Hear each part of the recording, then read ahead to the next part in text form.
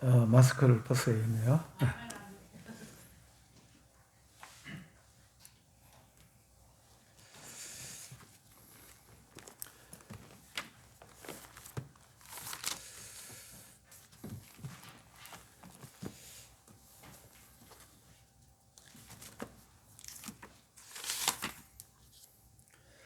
저는 당뇨를 못 끊어서 물을 먹어야겠습니다.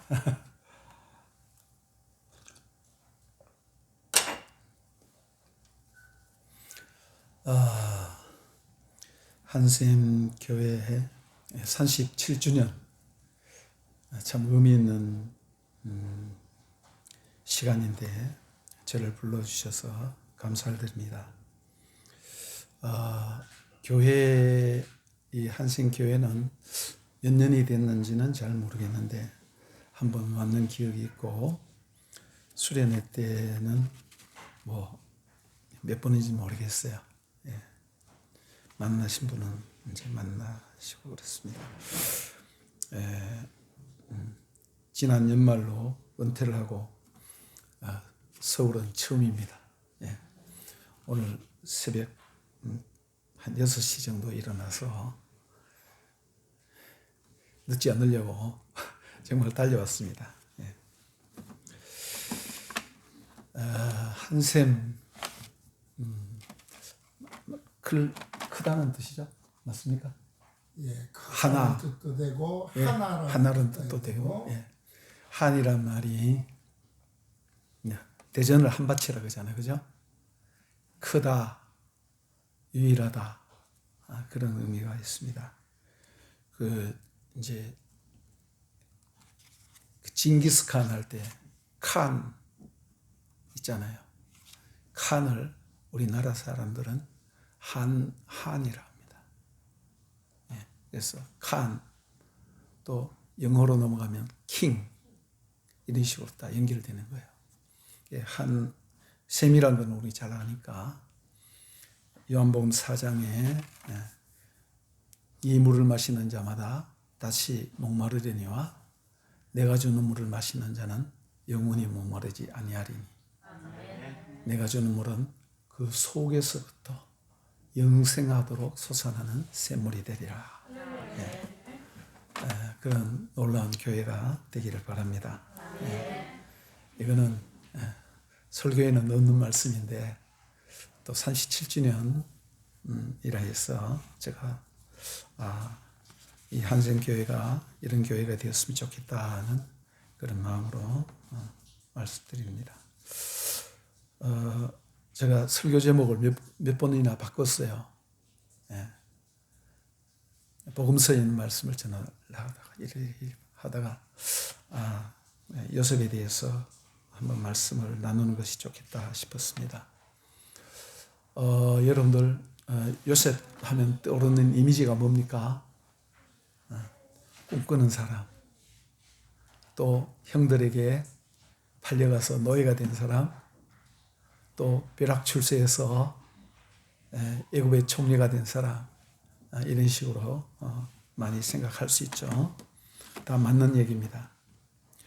저는 요셉의 생애를 이렇게 요약을 해보니까 요셉의 생애는 물론 이제 다른 부분도 있지만은 한마디로 말하면 총무였다라는 그런 생각이 들어요.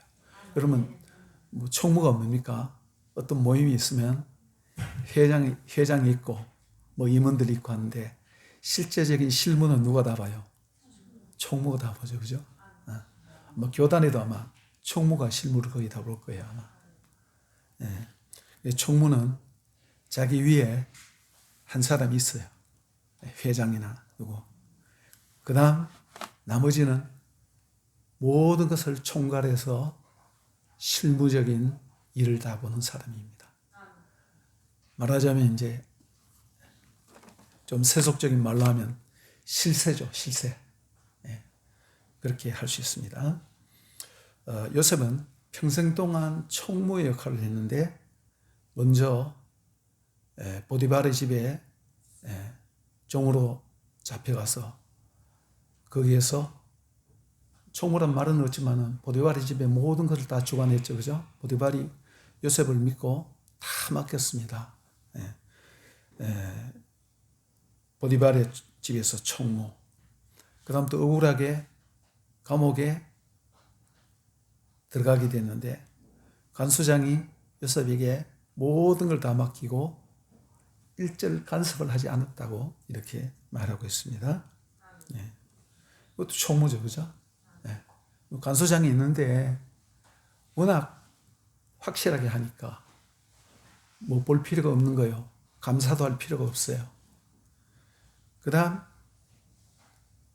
이제 그 과정이 다 끝나고 난 뒤에 나라의 총무가 된대. 국무총리가 뭡니까? 왕 바로 밑에 실제적인 모든 권한을 가지고 모든 걸 다 하는 것이 총무예요. 제가 성경 본문을 읽지 않았는데 여러분 잘 알죠? 창세기 39장. 다 읽을 수는 없고 중요한 부분만 제가 한번 읽어드리겠습니다. 제가 본문 읽는 시간이 따로 있는 줄 알았는데 39장 1절에 보니까 요셉이 이끌려 애굽에 내려가매 바로의 신하 친위대장 애굽 사람 보디발이 그를 데리고 그를 그리로 데려간 이스마엘 사람의 손에서 요셉을 산이라. 여호와께서 요셉과 함께 하심으로 그가 형통한 자가 되어 그의 주인 애굽 사람의 집에 있으니 그의 주인이 여호와께서 그와 함께 하심을 보며 또 여호와께서 그의 범사에 형통케 하심을 보았더라. 요셉이 그의 주인에게 은혜를 입어 섬김에 그가 요셉을 가정 총무로 삼고 자기의 소유를 다 그의 손에 위탁하니 그가 요셉에게 자기의 집과 그의 모든 소유물을 주관하게 한 때부터 여호와께서 요셉을 위하여 그 애굽 사람의 집에 복을 내리심으로 여호와의 복이 그의 집과 밭에 있는 모든 소유에 미친지라. 주인이 그의 소유를 다 요셉의 손에 위탁하고 자기가 먹는 음식 외에는 간섭하지 아니하였더라. 요셉은 용모가 빼어나고 아름다웠더라. 그 다음 뛰어넘어서 19절을 보면 그의 주인이 자기 아내가 자기에게 이르기를 당신의 종이 내게 이같이 행하였다 하는 말을 듣고 심히 노한지라. 이에 요셉의 주인이 그를 잡아 옥에 가두니 그 옥은 왕의 죄수를 가두는 곳이었더라. 요셉이 옥에 갇혔으나 여호와께서 요셉과 함께 하시고 그에게 인자를 더하사 간수장에게 은혜를 받게 하시매 간수장이 옥중 죄수를 다 요셉의 손에 맡김으로 그 재반 사물을 요셉이 처리하고 간수장은 그의 손에 맡긴 것은 무엇이든지 살펴보지 아니하였으니 이는 여호와께서 요셉과 함께 하심이라. 여호와께서 그를 범사에 형통하게 하셨더라.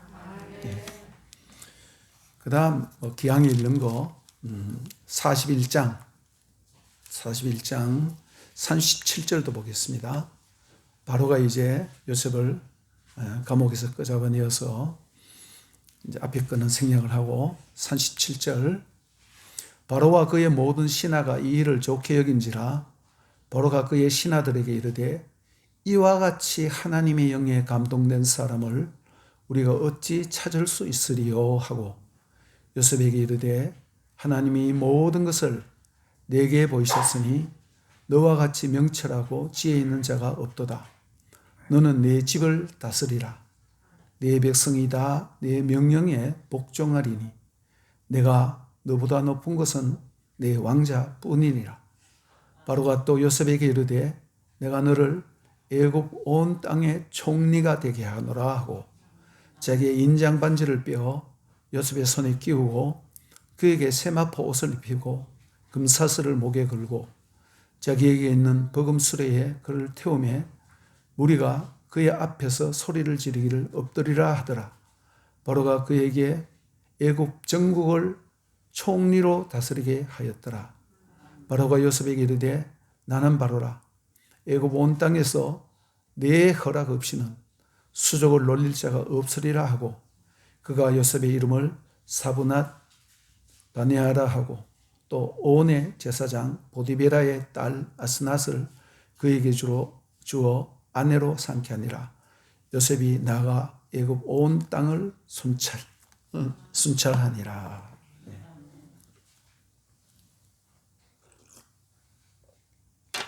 기왕에 있는 거 시편 105편도 한번 읽겠습니다. 시편 105편 17절부터 제가 읽어드리죠. 그가 한 사람을 앞서 보내셨으며 요셉이 종으로 팔렸도다. 그 발은 착고를 차고 그의 몸은 쇠사슬에 매었으니 곧 여호와의 말씀이 응할 때까지라. 그의 말씀이 그를 단련하였도다.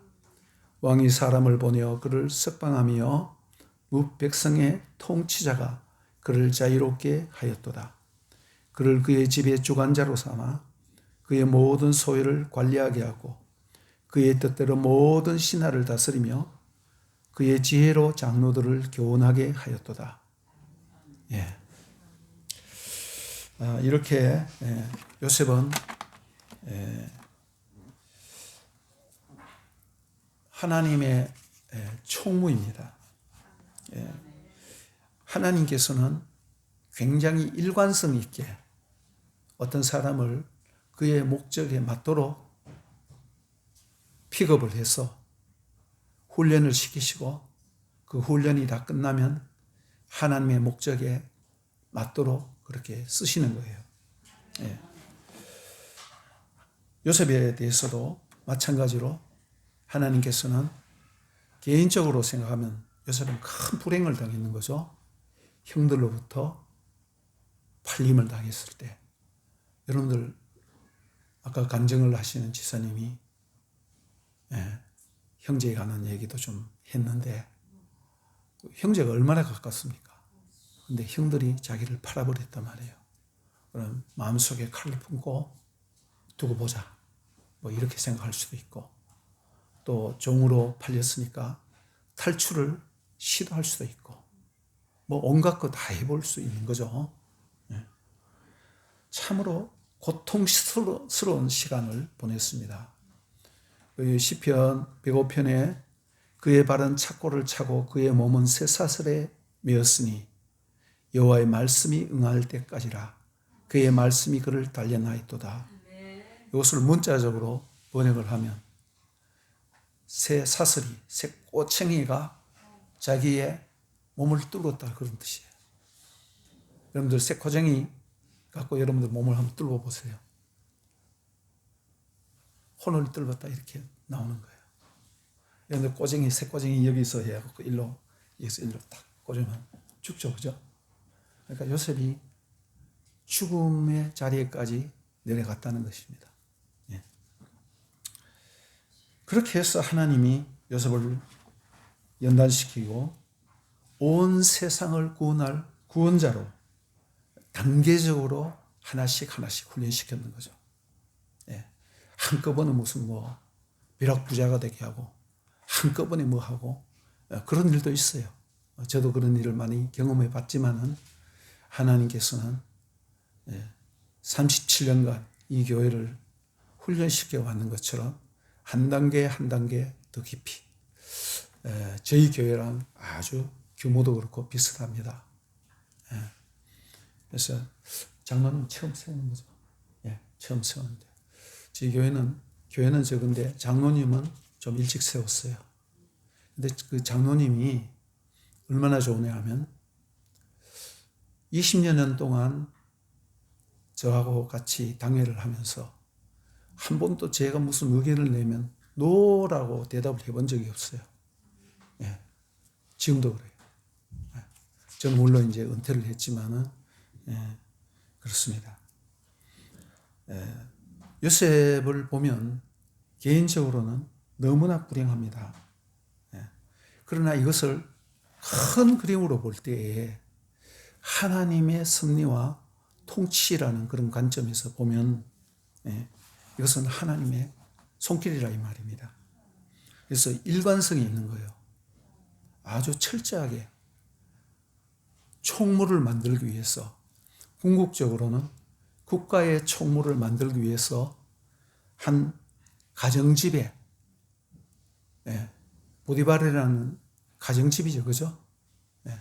물론 그 사람은 친위대장이니까, 요즘 말하면 경호실장. 경호실장은 왕에게 최측근입니다. 권세가 어마어마한 거죠. 그 사람이 예스해야 왕에게 가까이 갈 수 있는 거예요. 뭐 우리는 뭐 11.6 사건이나 이런 걸 통해서 너무나 잘 알죠. 그죠? 경호대장. 그리고 그 다음 억울한 누명을 쓰고 보디발의 아내가 덮어 씌웠죠. 뭐 내용을 너무 잘 아니까 설명할 필요가 없습니다. 감옥에 총무가 됐습니다. 근데 보디발의 집에 있는 것이라 그랬지만은 시위대장에 있는데 거기에 보니까 국가의 정치범 수용소예요. 그래서 술 따르는 관원과 떡 굽는 가는. 그러니까 요즘 생각하면 어디 바텐더 아니면 뭐라 합니까? 그 요리하는 사람.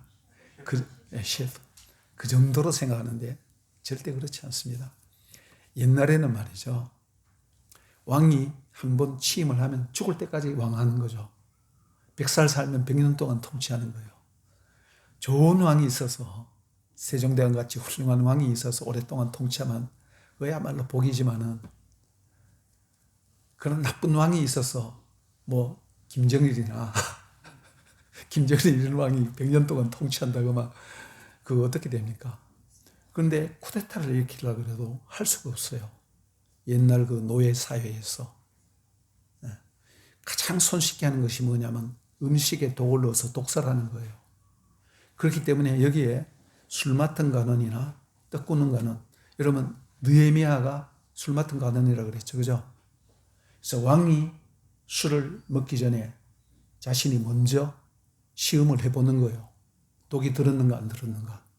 그래서 왕을 시해할 수 있는, 살해해서 정권을 교체할 수 있는 가장 간편하고도 좋은 수단이었기 때문에, 또 왕의 입장에서는 절대적으로 신뢰하지 않는 사람은 절대 자기 음식에 관한 것은 노타치야. 여기 보디발도 그렇잖아요. 그죠? 자기가 먹는 음식 외에는 간섭하지 아니하였더라 그랬어요. 먹는 것이 그렇게 중요하단 말입니다. 먹는 것을 통해서 독약을 타기도 하고, 그렇게 하는 거예요. 그래야만 옛날에는 정권 교체가 됐어요. 그래서 시위대장이라든가 술 맡은 관원이라든가 떡 굽는 관원, 이런 사람은 요사이 말하는 총잡이, 무슨 야쿠자, 아니면 서방파, 아니면 무슨 셰프, 아니면 빵집에 빵집 주인, 이런 게 아니라는 것입니다. 왕의 최측근에 있는 권세자들. 그래서, 그럼 요셉이 거기서 뭘 배우겠어요? 보디발의 집에서 충성을 하면서 정치가 돌아가는 것을 다 아는 거야. 정치가 돌아가는 걸 다 아는데도 불구하고 요셉이 시장에 가서 배추 사고 무 사고 하는 그것에서부터 모든 것을 총괄하는 거예요. 그런 훈련을 시키는 거예요. 그 다음 감옥에서는 어떻게 됩니까? 감옥에서는 그 골치 아픈 사람들 많잖아요. 정치범 술 맡은 관원과 떡 굽는 관원이 여기 들어왔다 그랬죠. 그죠? 거기서 그 사람들 얘기하는 게 뭐예요? 야, 난 너무 억울하다. 또 한 사람은, 야, 이번엔 진짜 찬스였는데 말이야. 이번 찬스에 그거 해치워야 되는데 못 치죠. 내가 지금 이렇게, 예를 들면, 이런 중요한 국가의 대사가 왔다 갔다 하는 중요한 그런 얘기들을 요셉은 이미 하나씩 다 배우기 시작했다는 것입니다. 그러니까 하나님이, 우리가 보기에는 나의 생애에 있어서 하나님이 어설프게 그런 거, 어떨 때는 우리는 그러잖아요. 하나님 왜 이러십니까? 하나님 살아계십니까? 뭐 이런 식으로 생각하기 쉬운데, 저와 여러분의 생애에 한 발자국 한 발자국, 한순간 한순간 하나님이 간섭하고 통치하고 있다는 것입니다. 아멘입니까? 네. 그것을 아셔야 돼요. 네. 그리고 난 뒤에 세계 최강의 나라는 당시에 요즘 미국보다 더 세요. 그런 나라의 총리라는 것은 실세야, 실세. 바로가 말했잖아요. 내가 너보다 더 높은 건 이 보좌밖에 없다. 인장반지란 건 뭐예요? 바로가 이 관인을 찍어주는 그거란 옛날에는 관인을 찍을 때 반지 끼고 있다가 반지에 왕의 그 도장을 찍는 거예요. 그걸 누구에게 줬어요? 요셉에게 줬단 말이야. 나 이제 너에게 다 맡길 테니까 네가 알아서 해라. 예, 바로 그런 얘기예요. 그러니까 우리가 시편 105편에 요셉이 갖는 표현이 간단하지만은 요셉이 얼마나 많은 연단을 받고 시험을 받고 훈련을 받았는가라는 것을 알 수 있는 것입니다. 죽음과 같은 그 연단. 제가 이 요셉에 대해서 사실상 할 말이 굉장히 많아요. 그런데 이제 시간이 제한되어 있으니까 이제 간단하게만 제가 말씀을 드리는 것입니다. 예. 여기 보면 형통한 자라는 말인데, 잘라라는 말인데, 그 요셉이 형통한 자가 되었더라. 형통한 사람, 이시 미찔리아. 저는 또 목사님 같이 치유도 좀 알지만은, 예, 저는 원래는 공부하는 스타일입니다. 예. 그래서 목사님의 그 컴퓨터와 책 만드는 실력과 제가 갖고 있는 것이 플러스가 되면 아마 책 한 4, 50권 낼 수 있을 거예요. 아마. 예.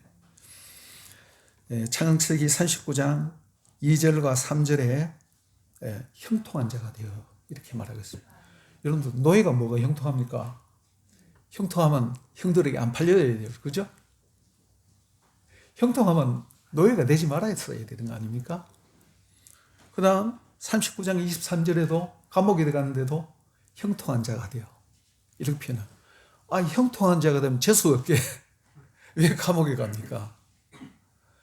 형통한 자가 되어 왜 억울하게 누명 쓰고, 자기는 그러지도 않았는데 한마디로 바가지 덮어쓰고 억울하게 누명 썼단 말입니다. 그런데 성경은 형통하다고 이렇게 표현했어요.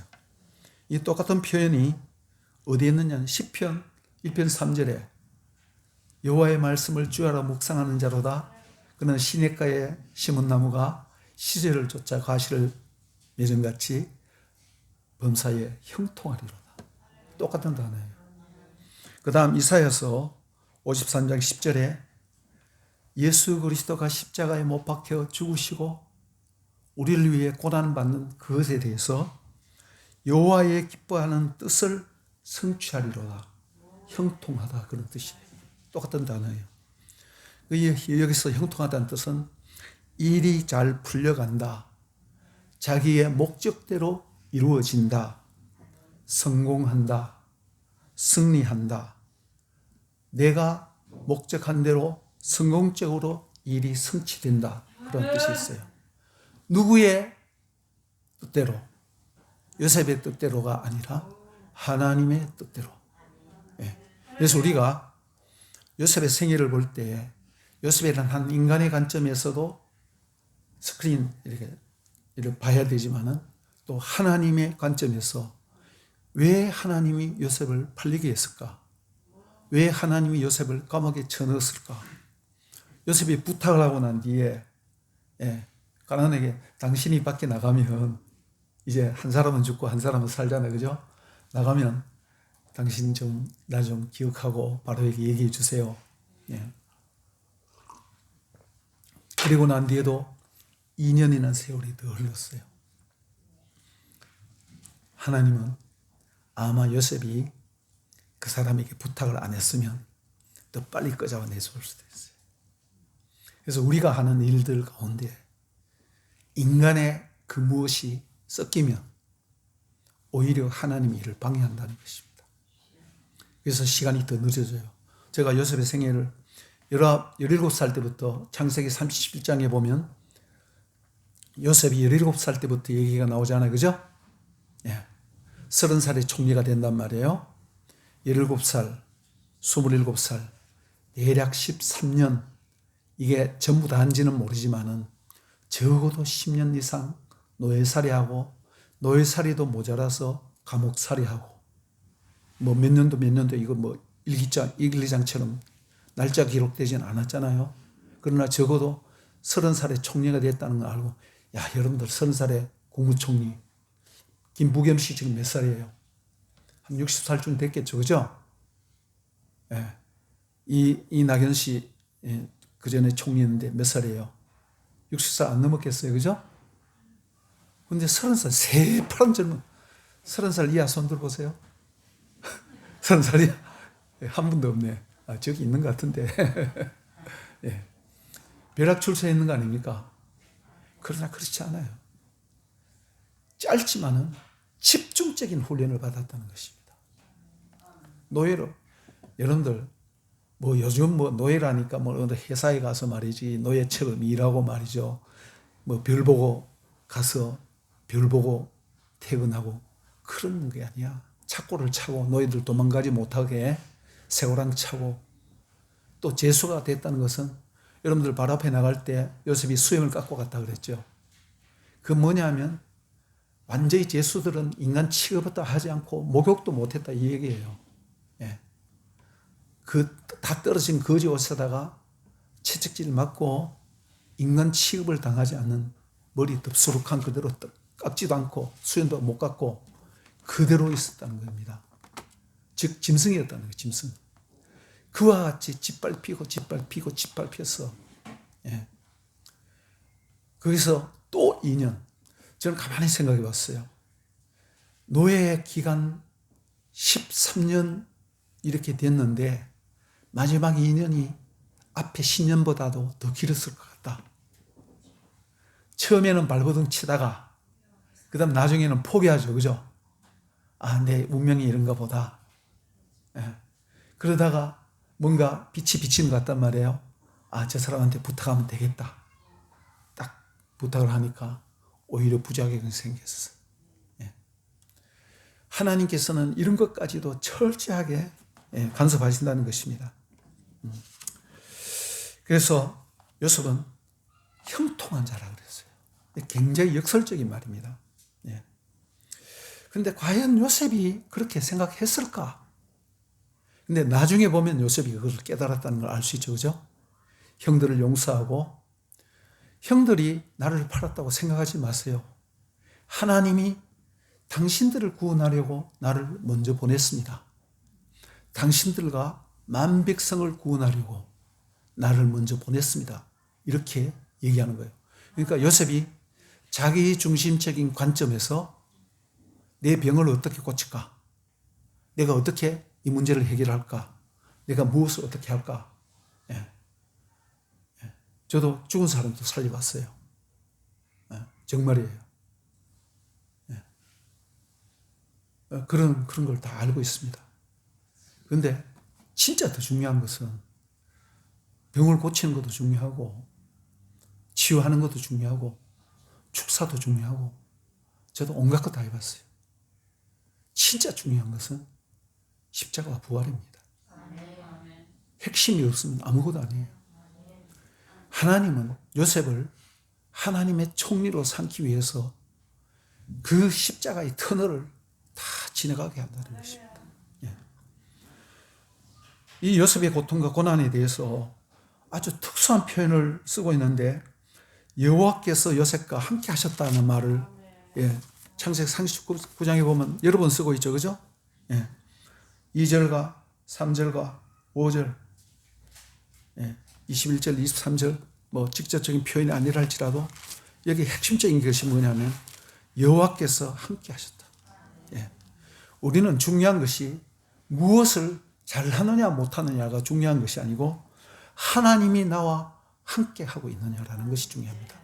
더 중요한 것은 사도 바울이 쓴 용어를 쓰면 하나님이 내 안에 계시는 거예요. 우리가 예수를 믿는다는 것은 믿습니다.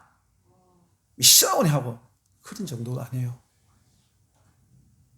부활하신 예수님이 예수 믿는 우리 안에 살아계신다는 것입니다. 지금 예수가 우리 안에 살아계셔서 예수가 나를 통해서 생명의 빛으로 나타난다는 것이에요. 그게 핵심이에요. 그러려면 누구든지 우리를 통해서 살아계신 하나님과 살아계신 예수를 증거할 수 있는 거예요. 그래서 오늘 우리 바로의 고백 창세기 아까 41장인데 이와 같이 하나님의 영에 감동된 사람을 우리가 어찌 찾을 수 있어요? 신약적인 표현을 하면 이와 같이 하나님의 성령에 충만한 사람을 우리가 어떻게 찾을 수 있느냐 이 말입니다. 바로가 요셉을 보고 그대로 고백했는 거예요. 이 말은 뭐냐 하면 예수를 믿지 않는 사람들이 우리를 보고 이렇게 얘기할 수 있어야 된다는 것입니다. 오늘날 예수 믿는 사람들, 제가 그 용어를 잊어버렸어요. 젊은 사람들, 교회 다니는 사람 뭐라 그래요? 비아냥거리는 말 있잖아요. 제가 그 용어를 잊어버렸어요. 여러분 컴퓨터 이런 데 보면 말이죠. 댓글 같은 거 올라올 때 예수 믿는 사람 그냥 까고 이렇게 비아냥거리는 그 용어가 있잖아요. 오늘날 교회가 뭔가를 많이 잘하는 것 같지만은 큰 방향을 잊어버리는 거예요. 큰 방향. 여러분들 제가 올 때에 대구에서 출발해서 서울역에 내려서 바로 앞에 이 기차 시간이 잘 맞지 않더라고요. 그래서 헐레벌떡 이렇게 진땀 빼면서 왔는데 기차 시간이 안 맞아서 먼저 이렇게 딱 검색을 다 해보고 그래갖고 오잖아요, 그죠? 저도 구석기 시대 사람이라 잘하지는 못하지만은 최소한도 몇 시간 걸리고 몇 시간 걸리고 몇 시간 걸리고 몇 분 걸리고 그다 검색을 해봤어요. 우리가 하나님의 시각으로 우리의 삶을 검색해 볼 수 있어야 한다는 것입니다. 그래서 요셉은 성령이 충만하다. 성령이 충만하다는 건 뭐냐면 비유이기 때문에 그렇지만은 다른 말로 바꾸면 하나님의 성령님이 우리를 다스리고 인도한다는 그런 뜻이에요. 우리는 성령 충만하다 하면 여러 가지 현상을 보고 자꾸 얘기를 하는데 현상은 너무나 다양해요. 여러분 각자 체험이 다 다르다 이 말입니다. 저도 아까 죽은 사람 살려보기도 했다고 그러는데 하여튼 귀신을 엄청 많이 쫓아냈어요. 그리고 근데 그게 중요한 게 아니야. 그 필요 없다는 말도 아니지만은 그보다 더 중요한 것은 하나님이 우리에게 기대하고 하나님이 우리를 통해서 하시고자 하는 일이 무엇인가라는 것이 더 중요하다는 것입니다. 하나님이 교회를 통해서 하시고자 하는 일이 무엇인가? 하나님이 나를 통해서 우리 가정을 통해서 하시고자 하는 일이 무엇인가라는 것입니다. 여기에 이와 같이 명철하고 지혜 있는 자가 없도다 했잖아요. 그죠? 이 지혜롭다. 여러분 지혜롭다는 것을 어떻게 이해하고 있습니까? 지혜. 신약에 보면 지혜가 누가 지혜예요? 예수가 지혜예요. 아시겠어요? 지혜를 인격화했습니다. 잠언 8장에도 지혜를 인격화했어요. 그 지혜가 누구냐면 예수가 지혜예요. 그런데 이게 지혜롭다는 말은 사전적인 말로 표현을 하면 이거는 국어사전이 아니고 히브리어 사전에 맡은 바 직임을 잘 수행할 수 있도록 하나님이 주신 능력, 하나님이 주신 예를 들면 내가 학교 선생이다. 선생의 일을 잘할 수 있는 학생들을 잘 가르칠 수 있는 능력. 여러분이 성악가다. 내가 성악을 잘 할 수 있는 그런 은사. 이런 모든 것. 요셉은 뭐예요? 통치자죠. 그죠? 바로의 총무니까 전국을 통치하라 그랬잖아요. 통치자가 통치를 할 수 있는 능력을 지혜라고 하는 거예요. 솔로몬이 열왕기상 3장에서 뭐라 그랬어요? 1000번제를 드리고 난데 하나님이 꿈에 나타나서 뭐든지 구해라. 내가 다 줄게. 솔로몬이 뭘 구했어요? 돈 달라 소리 않고 지혜를 구했죠. 이 많은 백성들을 내가 어떻게 다 다스릴 수 있겠나이까? 지혜로운 마음을 주사 나에게 이것을 다스리게 해달라고. 그래서 하나님이 감동을 먹었단 말이에요. 너가 돈이나 권세나 다른 걸 구하지도 않고 지혜를 구했다. 이렇게 표현하고 있어요. 제가 지금 찾아보진 않습니다. 열왕기상에 나와 있어요. 지혜. 열왕기상 3장 6절에서 특별히 11절과 12절을 보십시오. 그리고 출애굽 31장에 보면 하나님이 25장에서부터 30장까지 성막의 설계도를 다 모세에게 계시하고 난 뒤에 31장에 실제적으로 이 성막의 모든 기구를 만들 수 있는 총책임자가 누구예요? 부살엘과 올리압이라고 그랬어요. 부살엘과 올리압을 성령이 충만하여 지혜로운 자 이렇게 표현했어요. 저는 부살엘과 올리압은 여러분들이 그 등잔을 어떻게 만드냐면 금덩어리가 하나 있는데 이 전부 다 두들겨 쳐서 그 금덩어리 관을 만드는 거예요. 관. 그 쉬운 일이 아니죠. 굉장한 기술이 필요하단 말이에요. 그래서 기름이 흐르게 하고 불을 밝힐 수 있는 촛대가 되게 한단 말이에요. 그리고 아로새긴 그 무늬가 있단 말이야. 그 정교하고도 놀라운 일들을 해낼 수 있는 사람 아무나 할 수 없어요. 저 같은 사람 하라 그러면 100년 걸려도 못해요. 그러나 하나님이 주신 성령이 충만하고 지혜로운 사람. 그래서 성령 충만과 지혜와 같이 오는 경우가 많아요. 그리고 그것은 어떤 주어진 일들을 잘 다스리고 할 수 있는 능력. 특별히 다니엘이 뭐가 충만하다 그랬어요? 다른 사람들보다가 지혜가 훨씬 더 충만하다. 요셉이 지혜가 충만하다. 솔로몬이 지혜가 충만하다. 공통점이 뭐예요? 다스리는 자란 말이야. 다니엘도 총리죠. 다스리는 자가 지혜롭게 다스릴 수 있어요. 우리가 대통령 선거를 앞두고 있는데 이런 것들을 잘 생각해 봐야 돼요. 비전이 없으면 자본에 보면 있잖아요. 비전이 없으면 백성이 망한다 그랬는데 하나님의 계시가 없으면 백성이 망한다 그랬는데 지도자를 뽑는 것도 백성의 수준입니다. 우리가 아직까지 진영 논리에서 벗어나지 못하고 있어요. 전라도 경상도 좌파 우파 이건 우리에게 큰 문제예요. 하나님이 예수님이 십자가에서 이미 모든 거 다 허물어 놨는데 우리의 죄성이 그것을 다시 쌓고 있단 말이에요. 이런 것들을 우리가 볼 줄 아는 성경적인 관점에서 볼 줄 아는 그런 통찰력이 있어야 되는 거예요. 그렇지 않으면 우리는 쏘가버릴 수밖에 없어요. 사단의 권세에 쏘을 수밖에 없는 거예요. 그래서 여기 요셉도 시편 105편 22절에 지혜로 장로들을 교훈하게 하였다. 30살 나는 새파란 총리가 새파란 청년이 장로들은 어떤 사람이에요? 그 나라에서 한마디로 토박이 아닙니까? 토박이. 애굽에서 일찍부터 권세를 잡고 있던 기득권 세력이란 말입니다. 근데 노예, 거기다가 죄수였던 젊은 인간이 어디서 굴러와서 총리로 세워갖고, 아이, 우리를 지금 다스려? 우리를 이래라 저래라 해? 말 듣겠습니까? 안 들어요. 근데 지혜로 장로들을 교훈했다 그랬어요. 하나님 하시면 하는 거예요. 여기서 제가 이 비하인드 스토리를 좀 제가 생각해 봤어요.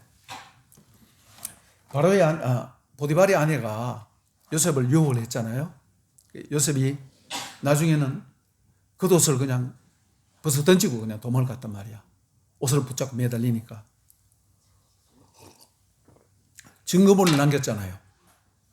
증거물만 남겼는데, 그때 당시에 노예는 인간 취급을 당하지 못해서 짐승이야. 말하는 짐승이에요. 그냥 주인이 그냥 죽이라고 하면 그걸로 끝나는 거야. 뭐 인권이고 뭐가 없는 거예요. 요즘 인권 하는 거지. 인권이 없어요, 노예는. 예. 그렇기 때문에 보디발이 당장에 사형시켜 버릴 수 있습니다.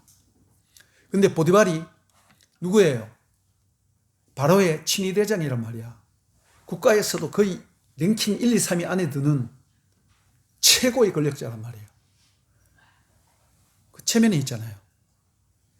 부인이. 그런데 보디발은, 여러분 자세히 보세요. 보디발은 요셉의 말을 믿었다는 얘기입니까? 자기 아내 말을 믿었다는 얘기입니까? 누구 말을 믿었어요? 요셉의 말을 믿는 거예요. 자기 아내보다가 요셉의 말을 더 신뢰했다는 것입니다. 아내가 고자질을 하고 이렇게 해도 정말 요셉이 그것이 사실이라면 보디발은 그 자리에서 처형하는 거예요. 그러나 처형은 하기 싫어. 그러나 그냥 놔두면 그 말이 새 나가면 어떻게 됩니까?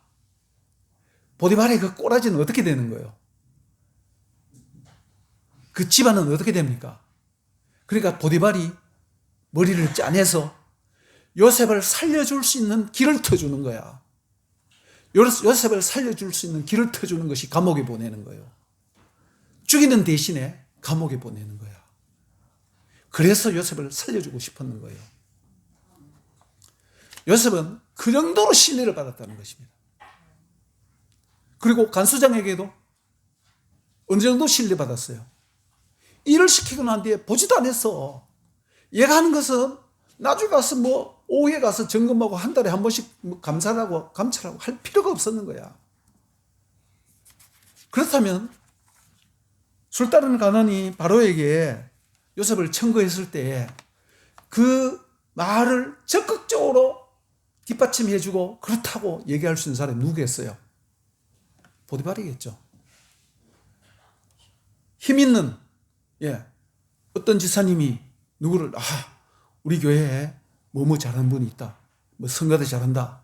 우리 목사님은 재주가 많더라고. 색소폰인데 진짜 색소폰 잘 부르는 사람이 있어갖고 가르치러 왔는데 이 교인들 중에 한 분 등록했어. 그래서 목사님은 저분을 말이야 어떻게 뭐 악기 그걸 총괄하는 사람으로 하고 싶은데 장로님도 반대해, 권사님도 반대해, 집사님도 반대해. 곤란하잖아요. 근데 또 목사님은 잘하는지 못하는지 몰라. 전문가는 아니니까. 그런데 여러분 중에 전문가가 저 사람 정말 최고입니다. 그런데 여러분들이 목사님의 신뢰를 전적으로 받고 있다. 그러면 여러분들이 목사님 물어보지도 안 하고 오케이 해요. 그러나 여러분들이 목사님에게 신뢰를 못 받으면 저 사람 하는 말이 믿을 수 있을까? 이렇게 생각할 수 있다 이 말입니다. 요셉이 총리로 아무리 그래도 그렇지 노예에다가 죄수에다가 어떻게 총리가 될 수 있습니까? 거기에는 보이지 않지만은 비하인드 스토리가 있다는 말입니다. 보디발 같은 사람이 술 따르는 가난이나 이런 사람들이 뭐 술 따르는 가난은 그냥 말만 했을 따름이고 실제적으로는 보디발이 가장 강력하게 밀었을 거야 아마. 그런 사람들은 바로의 신뢰를 받는 사람이잖아. 그렇게 해서 그가 총리가 될 수 있었다는 것입니다. 그래서 우리가 하나님 앞에 신뢰받는 것도 중요하지만은 사람에게 신뢰받는 것이 너무나 중요하다는 것입니다. 오늘날 예수 믿는 사람들이 막 미사오니 하고 막 기도도 열심히 하고 축사도 잘하고 병 고치는 것도 하고 뭐 이것도 하고 저것도 하고 많이 합니다. 그건 나쁘다고 지금 보지 않아요. 그러나 그 핵심이 아닙니다. 우리의 인격이 어떠냐는 거예요. 우리의 인격이 어떠냐. 여러분 이 아파트 단지나 이 지역에서 한생교회에 나가는 성도들이 어떤 사람입니까? 이웃의 모든 사람이 여러분의 말이라면 콩을 가지고 팥이라 그래도 믿을 수 있어야 되는 거예요. 예. 그 정도 신뢰를 받을 수 있는 사람. 하나님 앞에만 그냥 미사오니 하는 것이 아니라 주변의 모든 사람들로부터 신뢰받을 수 있는 사람. 그래야만 전도가 되는 거예요. 왜 오늘날 물론 인구가 자꾸 주니까 성도의 수도 줄 수밖에 없죠. 이것이 바탕이 되지 않고 백날 전도해 보세요. 그래, 너희들끼리나 잘해라. 나 하나님을 믿고 싶은데 예수 믿는 사람들 꼬라지 보니까 교회는 나가기 싫어. 이런 사람이요, 지금 한국에 얼마나 많은지 압니까? 그렇기 때문에 우리는 하나님으로부터 절대적으로 신뢰를 받아야 돼요. 요셉이 아무도 안 받잖아요. 절로의 찬스잖아. 여자가 말이죠. 그 부유한 여자가 비단 옷을 입고 하늘하늘 속이 다 비치는 옷을 입고 말이야. 젊은 남자를 May I 꼬시 you? 이 차원 높은 영어를 알아들으시겠습니까? May I 꼬시 you? 꼬시는데 안 넘어가는 청년이 어디 있겠습니까? 예. 근데 요셉은 내가 하나님 앞에 어떻게 득지하리요? 예. 하나님 앞에만 살아는 것이 아니라 사람들 앞에서도, 예, 나 보디발을 거역할 수 없어요. 우리 주인을 거역할 수 없어요. 예. 우리는 하나님 앞에만 잘 인정받는 것이 아니라 믿지 않는 사람들 앞에서도 인정을 받아야 되는 것입니다. 예.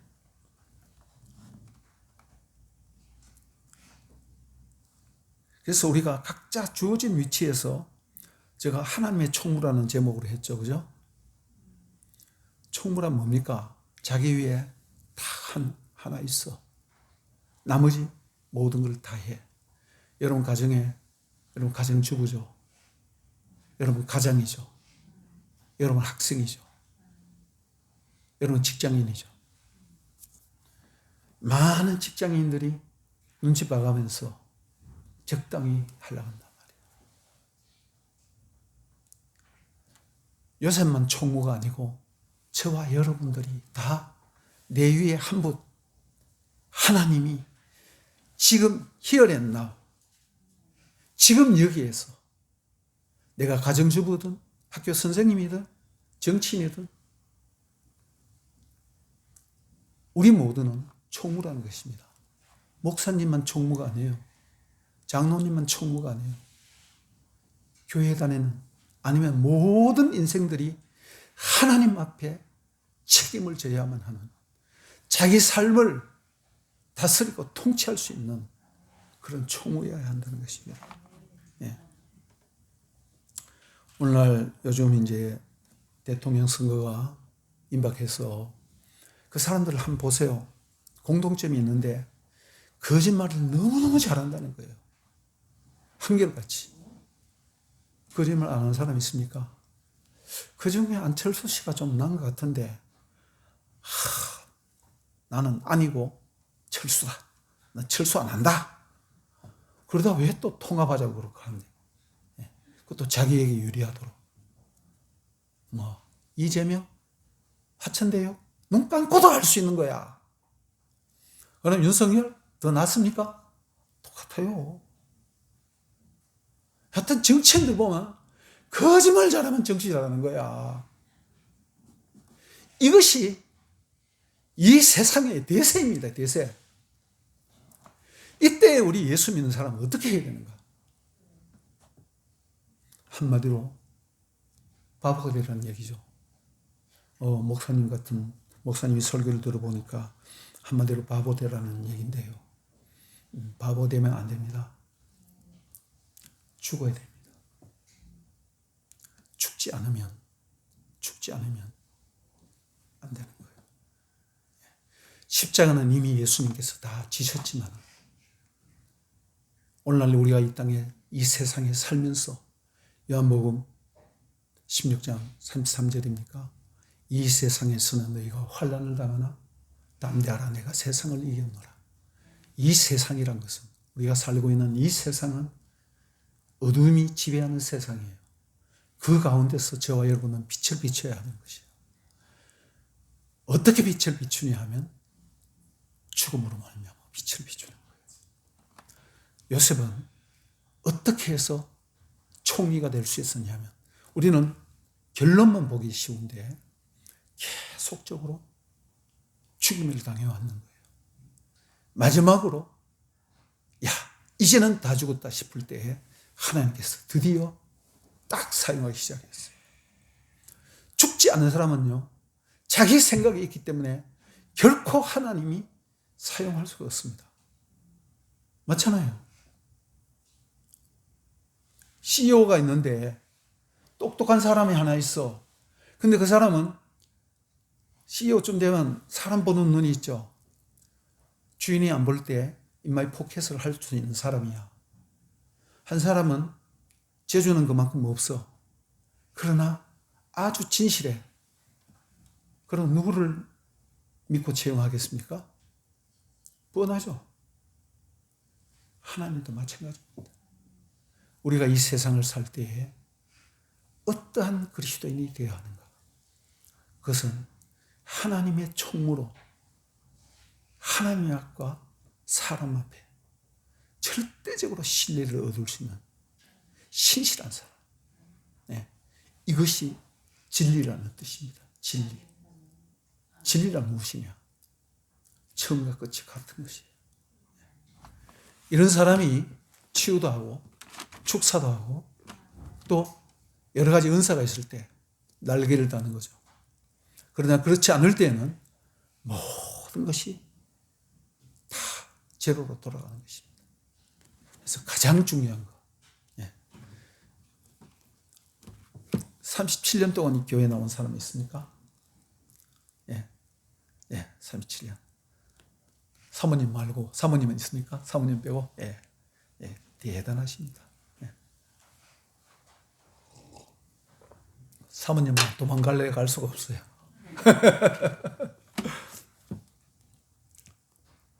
(37년) 동안 한결같이 한 교회에 나와서 충성을 한다는 것은 대단한 것입니다. 이 교회가 이미 가지고 있는 여러 가지 많은 장점이 있습니다. 제가 잘 알지는 못하지만 그래도 목사님과 늘 소통을 하기 때문에 어느 정도 알고 있어요. 정말 이 주변에서 한샘교회 끊임없이 샘물이 솟아오르는, 생명의 샘물이 솟아올라와서 그 샘물이 독극물이다. 못 마시죠? 이런 생명의 샘이다. 모든 사람이 신뢰할 수 있을 때 저 사람에게는 생명이 있어. 그때에 이 교회는 정말 하나님이 주신 역할을 다 감당할 수 있을 것입니다. 기도하겠습니다. 하나님 아버지,